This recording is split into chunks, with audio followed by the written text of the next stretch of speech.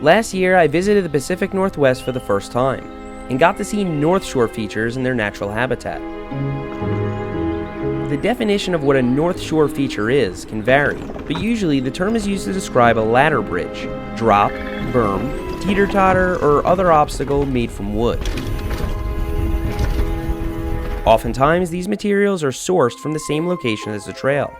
It's for this reason that true North Shore features take on a likeness to the forest they were built from. This trail is actually in Whistler, about an hour and a half north of the actual North Shore of Vancouver. It has a relatively flat elevation map, so many of these features were built to span swampy sections. Still, it's clear that some things were built just for their own sake. These teeter-totters are arranged so that they connect to one another as they fall.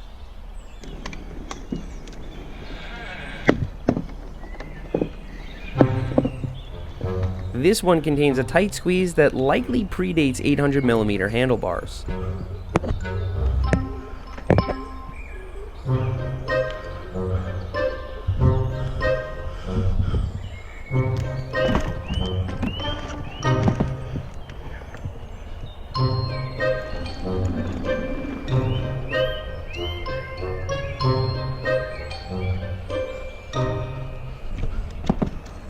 Other features test your balance with skinny lines, featuring sharp turns and pesky trees that just barely clear your bars. But these trees weren't intended to be part of the feature. They just fell here, and I give props to anyone who can get around them while staying on this log ride.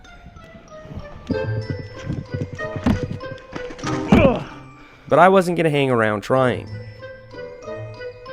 Too many mosquitoes.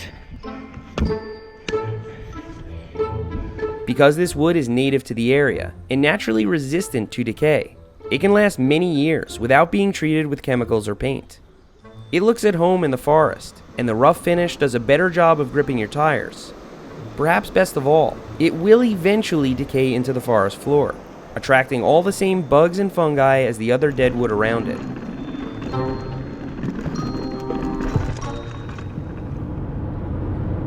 During my time in Whistler, I drove down to Vancouver for a day to ride with YouTuber Jordan Boostmaster, artist Kristina Wayte, and aspiring racer and builder Aidan Borthwick.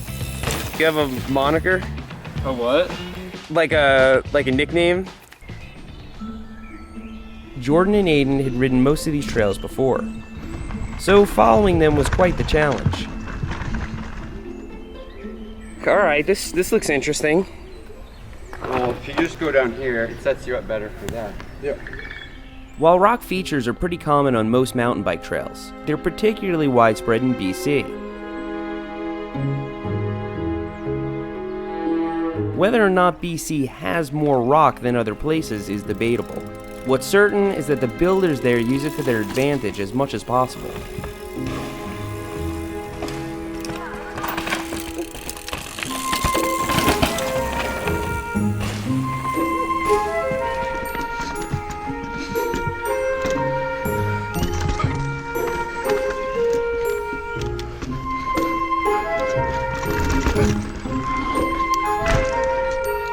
What some people don't know is that rock work is a prominent characteristic of North Shore trails, with pathways and even berms made entirely of individual rocks. This helps armor the trail against wear and keeps everything from falling apart during the wet season. But sometimes rocks are just the coolest thing to build something out of. This rock work is freaking... How do they get it to stay there? There must be dirt. Yeah, there must be dirt inside of there.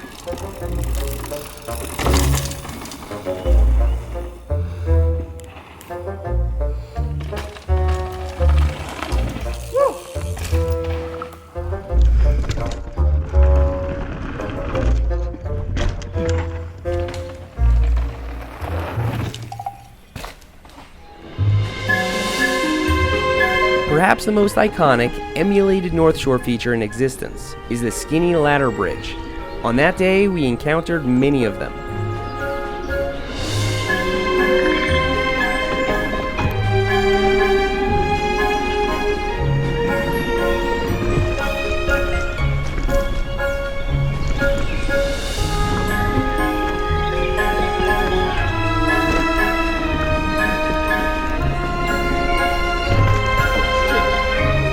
this place is challenging.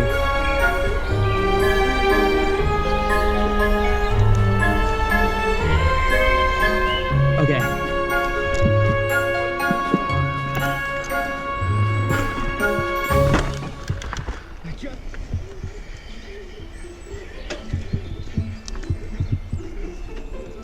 I would have needed quite a few more tries to clean this bridge. Even the straight line doesn't let you off easy. Oh, dude, this thing got me.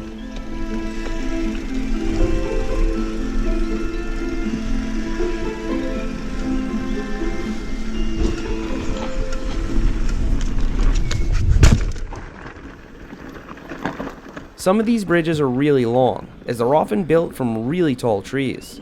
I suspect that builders will either conform the trail to a tree that has already fallen, or purposely fell a dead tree in the direction that suits the trail. This is so cool. One thing's for sure, nobody's hauling these trees into the woods.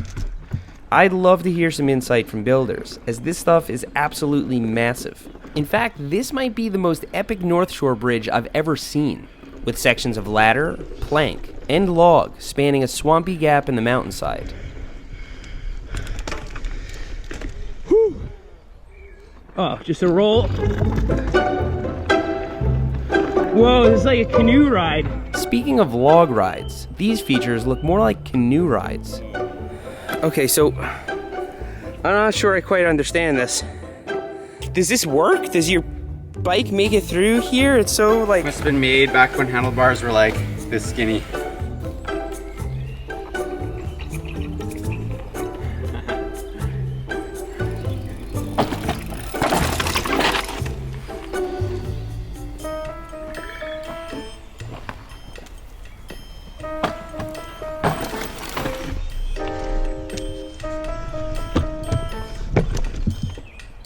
But at the end of the day, my favorite features combine a little bit of everything. I don't want to hit this. Is this like the kind of section that would be responsible to hit blind? Probably not, because there's like the skinny thing and then a drop, like a decent sized drop. I think I want to give it a go. It looks like a blast.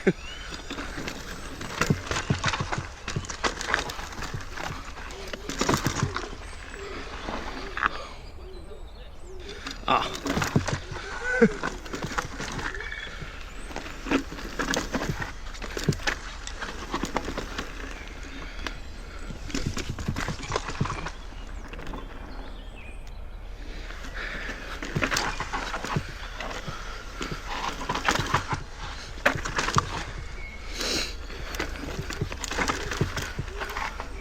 Is this a drop? Oh yeah, this is a drop. I need speed for this.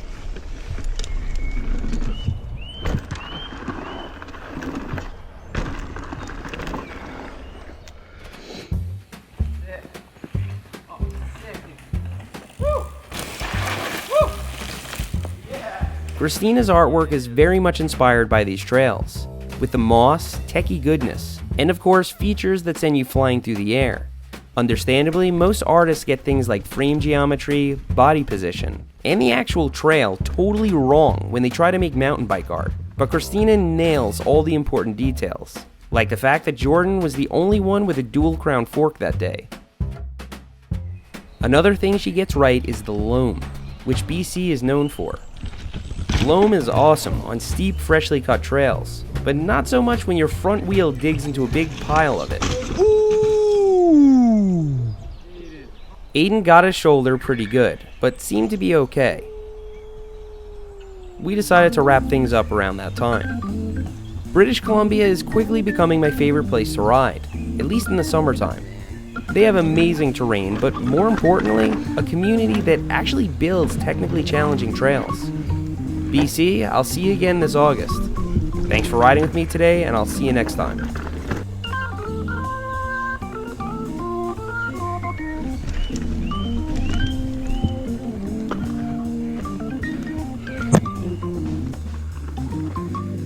I've never seen a trail dog like that.